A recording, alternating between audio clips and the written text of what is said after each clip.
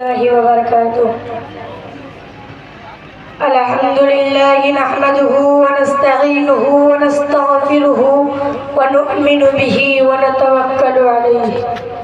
فأعوذ بالله من الشيطان الرجيم.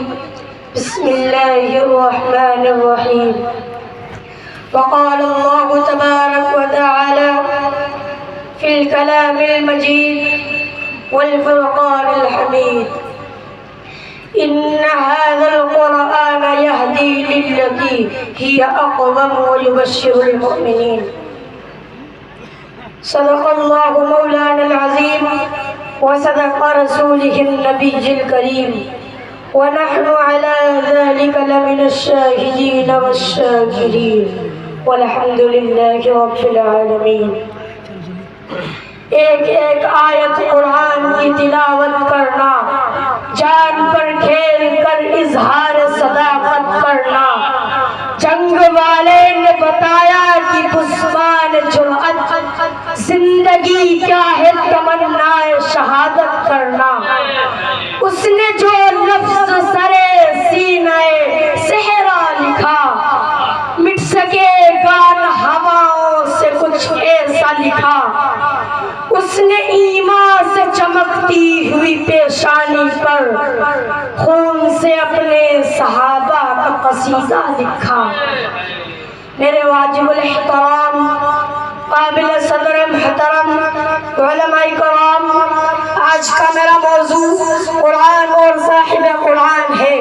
میں انشاءاللہ کوشش کروں گا کہ آپ کے سامنے میں اپنی بات کو پیش کر سکوں. میرے بھائیوں، قرآن ایک سمندر ہے اور میرا جی چاہتا ہے کہ میں اس سمندر میں غوطہ لگاؤں اور وہاں سے کچھ موتی نکال کر آپ کی جھولی میں ڈال دوں.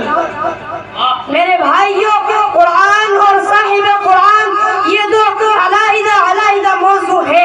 اگر میں یہ کہوں کہ دونوں ایک ہے تو اس میں کلام نہیں کہ قرآن بھی وہی ہے اور صاحب قرآن بھی وہی ہے. فرق کیا ہے؟ فرق یہ ہے کہ قرآن علم ہے تو نبی عمل ہے، قرآن اجمال ہے تو نبی تفصیل ہے، قرآن کتاب میں اللہ کا کلام ہے تو محمد چلتا پھرتا اللہ کا کلام ہے. قرآن میں مثال ہے، کیوں؟ اس لیے جس پیغمبر پہ اترا وہ پیغمبر بھی بے مثال ہے.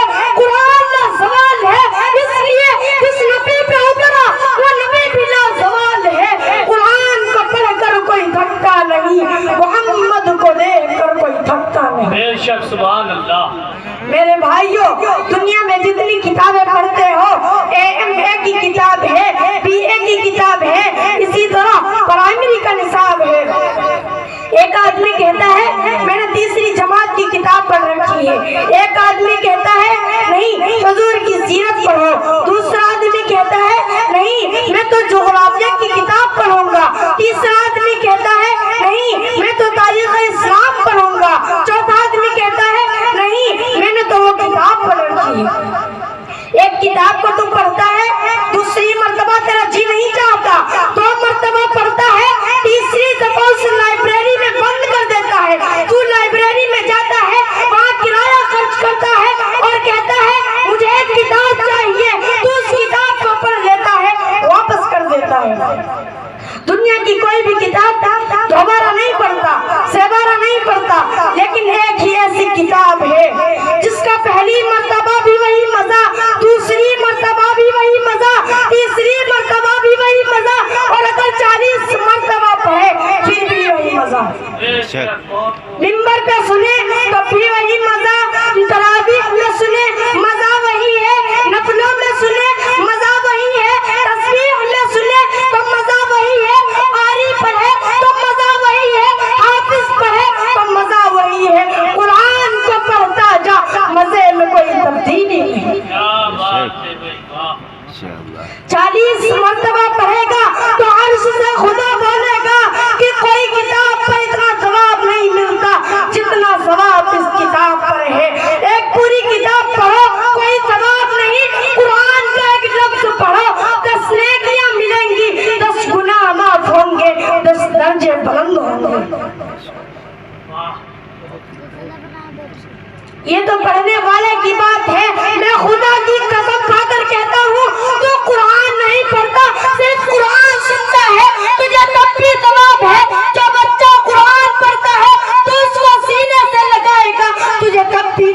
ہے تو اس بچے سے محبت کرے گا تجھے تب بھی ثواب ہے۔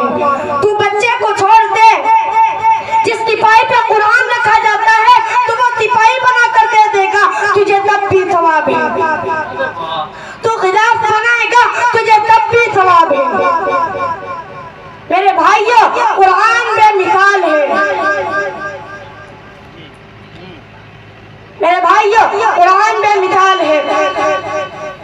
اللہ تعالیٰ نے فرمایا کہ قرآن کو پڑھتے ہو اور قرآن نے کہا میں بتاؤں میں کون ہوں، لوگوں مجھے پڑھتے ہو، مجھے پڑھنے سے پہلے میرا تعارف پوچھو کہ میں کون ہوں۔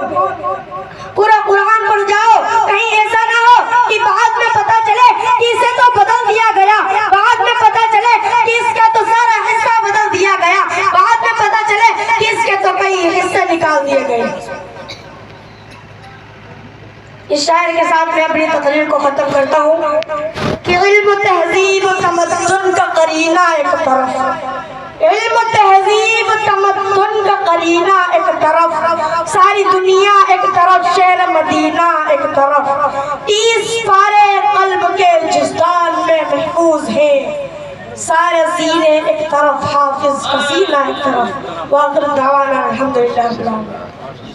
ستارے توڑ کر رک جاؤں یہ ممکن نہیں مجھ سے، میرے پائے طلب کو آسماں کے پار جانا ہے۔ یہ محمد سالم سلمہ تھے جو کہ ان کے والد صاحب کا نام کیا ہے؟ محمد یوسف حافظ صاحب کے بھتیجے صاحب تھے۔ الحمدللہ ان کی تقریر ہو رہی تھی،